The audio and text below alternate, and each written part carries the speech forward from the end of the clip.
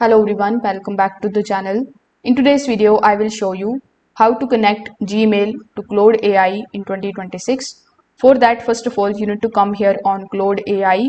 Then you just have to simply log in into your account in order to get access to this type of dashboard in front of you.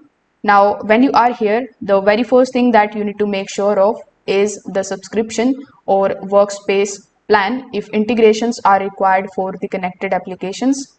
So when you are inside Claude, you just have to simply click on your profile icon in the bottom left hand corner. Afterwards, click on the option of settings. Now, when you are here inside your settings, you just have to look for the option of connectors or the apps. Now over here, you are going to see the Gmail option.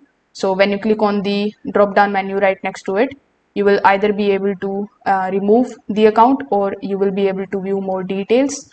So in order to connect it, simply click on the option of connect. Then your email will be shown in front of you. You just have to select your email and follow further on-screen instructions in order to grant necessary permissions.